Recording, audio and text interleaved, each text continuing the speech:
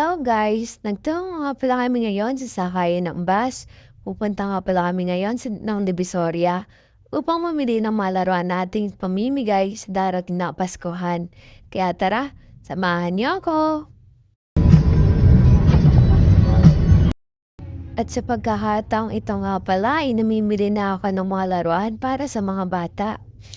Ang hirap mamili dahil lahat dito ay magaganda at sure naman ako na marami ng bata ang mapapasaya ng mga mapipili natin.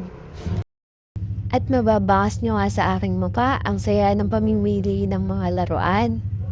Meron na sila mga robot, mga sasakyan, mga Barbie, ganyan, mga lutuan, at marami pang iba. Iba-iba kasi yung klase ng mga tinda nila. Nakakatuwa nga mamili eh. Tignan nyo ako, silip pa ako na silip dito kasi meron pang mga ibang klaseng laruan dito. May mga trap, badminton, at higit sa lahat may magandang namimili. Ayan, sobrang saya ko nga ay nauntog pa talaga. Hirap na talaga maging matangkad. Patingin-tingin lang tayo sa paligid pero sa totoo lang sa mga panahon na to gusto ko rin bumili ng Barbie para sa sarili ko. At nagbayad na nga din ako dyan. At maghahanap pa ako ng iba pang mga laruan. Parang ako pa yung mas nag-enjoy sa mga laruang binibili namin. Pero masaya naman kasi talagang mamili, lalo na pagbukal sa loob natin at alam naman natin na makapagpapasaya tayo ng mga bata.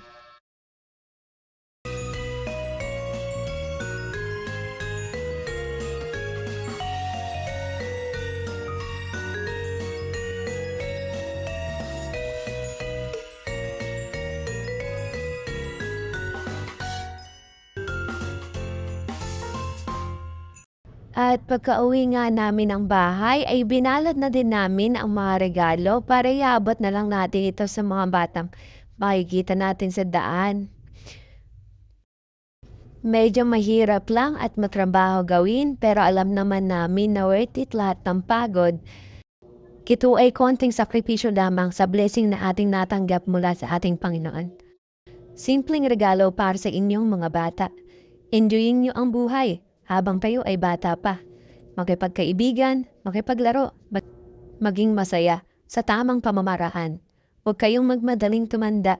Ang tunay na hiwaga ng Pasko ay hindi sa regalo na ating natatanggap mula sa kapwa, kung hindi sa kaarawan ng Panginoon ang dapat nating paulit-ulit na pasalamatan. Dahil nakatayo tayo sa lupa, lagi niyo nang tatandaan na sa bawat araw ay laging simula.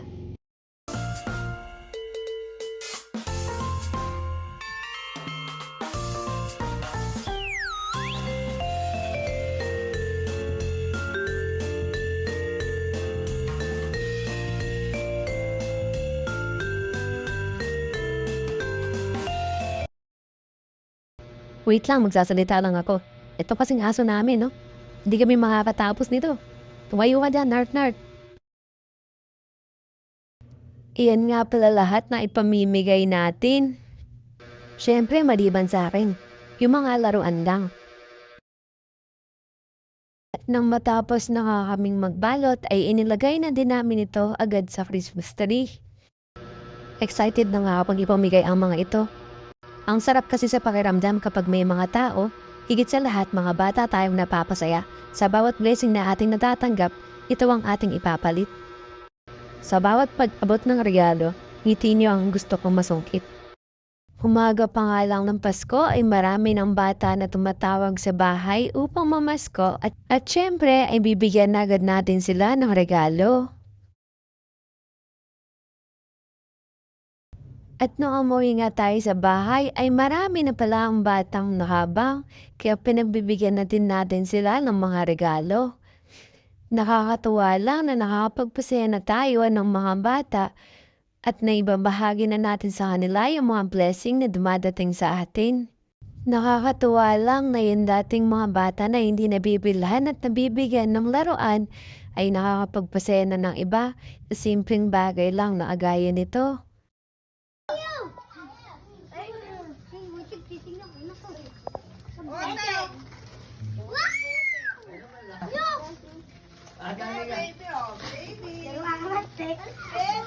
Uy, saan damit? Uy! Napakaingay. Uy, nasa lang tayo. Si Kuya. Meron.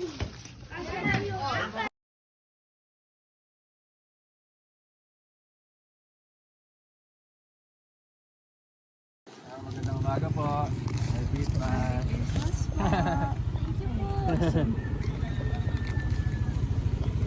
Merry Christmas po. Christmas.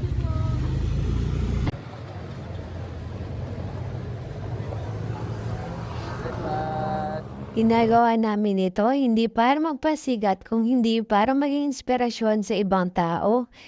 Kung hindi nyo man makuha yung gusto nyo sa ngayon, baka may mas magandang nakalaan para sa inyo.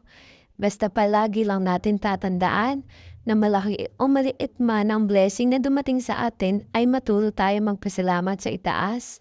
At karamihan nga sa ating nabahagian ay hindi na natin nakuhanan ng video, pero nakatatak sa puso ko ang kanilang mga ngiti sa bawat pagtanggap ng ating mga munting regalo.